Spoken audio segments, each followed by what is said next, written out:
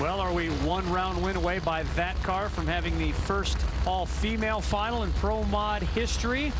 Leah Pruett certainly hopes, though. On the other side of the racetrack, it's going to be Pete Farber, a guy who's got himself in this position courtesy of a couple of hole shots already, and he may need a big one here. That car in the right lane, that's the defending U.S. Nationals winner car, Eric Dillard's machine, and it's now 6-0 in round elimination wins.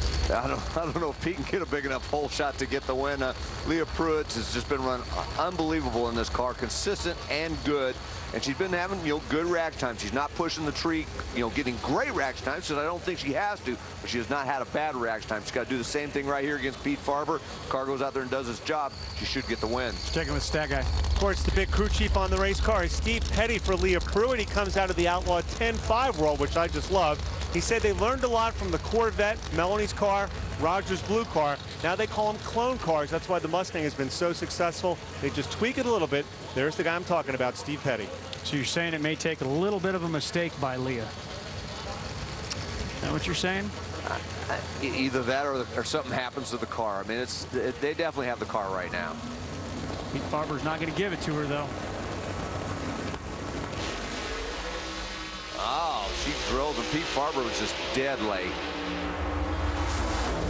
And there it is. The first all-female final is upon us. Pruett goes 584, 253. First time we ever had an all-female final in the NHRA. Got to go back to 1982 when Shirley Muldowney took on Lucille Lee in Top Fuel. That, of course, in the super fast Top Fuel category. Let's check in with Lauren.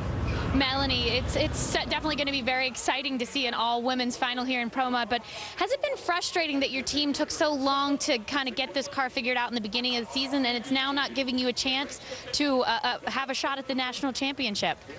Yeah, that's always a little bit frustrating when you struggle so much in the early part of the year, and then you've got the team, the car to beat late in the year. But it's okay. We're still excited to be going final rounds, to have an all R2B2 racing final with our in-house chassis that we build right in our shop, our race engines that we work with Proline on. That's a great situation to be in. So for In-N-Out Burger, everybody on the race team, I mean everybody back at the shop that helps get these cars painted and get them out here, it's a big victory for all of us. So we may not have a shot at the championship this year, but we're going to make sure everybody knows we're here right now, and we'll be ready to go for next season. Who knows, maybe we're watching a dynasty in the making. When we started this day, kind of wondered if it was going to be kind of an all-ladies kind of day. There's the final round matchup. The lane choice going to Leah Pruett, and the car you're seeing on the screen right there. They were the numbers 1 and 2 qualifiers. Sometimes it works out that way, and it has today in Charlotte, North Carolina. Certainly looking forward to that finals. We check in once again down at the far end. Leah, as you're getting out of the car, you will have lane choice, and the track has been tricky. We saw a lot of the cars in the right lane yesterday really struggling, but you seem to be driving this car like it is a bracket car, and a lot of people have really struggled with this turbo. How are you doing it?